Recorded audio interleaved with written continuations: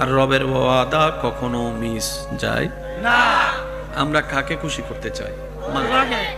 কিন্তু বেশিরভাগ সময় আমাদের জীবন কাটে মানুষকে খুশি করতে গিয়ে, যার বাস্তব ফল দেখা যায় দিন শেষে কেউ কাউকে আর খুশি রাখতে পারি না। 10টা ভালো করলেও মনে না রাখলেও ওই একটা 19-20 হলে সেটা আজীবন খোঁটা দিতেই থাকে, আজীবন ওইটা স্মরণ করিয়ে দিতে থাকে। আপনি একটু ঠান্ডা মাথায় খেয়াল করলে দেখবেন, কেউ যখন একটু মিশুক হয় তাকে দেখে অনেকে বলে এটার কোনো প্রেস্টিজ নাই, আত্মসম্মান নাই, হায়া শরম নাই, সবার সাথে মিশে যায়।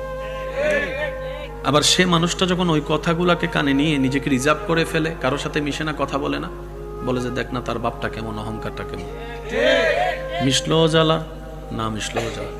আপনি একটু হেসে হেসে কথা বলবেন, আপনাকে কেউ দামও দিবে না, সম্মানও করবে না, ভয়ও পাবে না। একটু মুড নিয়ে কথা বলবেন, আপনার পাশেও কেউ আসবে না, পিছন থেকে বদনাম করবে, কারণ চেহারা দেখলেও ভয় লাগে। আমি কি বুঝাতে পারছি কথা? আপনি খাইলেও জ্বালা, না খাইলেও জ্বালা, হাঁটলেও জ্বালা, বসলেও জ্বালা, ঘুমাইলেও জ্বালা, না ঘুমাইলেও জ্বালা। একটু জোরে বলি, ঠিক কিনা? বেশি মিশলেও জ্বালা, কম মিশলেও জ্বালা, কথা বললেও জ্বালা, কথা না বললেও জ্বালা। কারণ এটা দুনিয়া, এটা জান্নাত নয়। এখানে এগুলা যতদিন বেঁচে থাকবেন এগুলা থাকবে। তাই বুদ্ধিমানরা মানুষকে খুশি করতে না চেয়ে মানুষের স্রষ্টাকে খুশি করার পিছনে লেগে যায়। সুবহানাল্লাহ। কারণ স্রষ্টা যখন কোনো বান্দার উপর রাজি হয়ে যায়, ওই স্রষ্টার সমস্ত সৃষ্টি ওই সৃষ্টির বান্দাটাকে মহাব্বত করতে শুরু করে, ওই বান্দাকে মহাব্বত করতে শুরু করে, যে রবের সন্তুষ্টি হাসিলের পক্ষে লেগে যায়। বলেন না সুবহানাল্লাহ।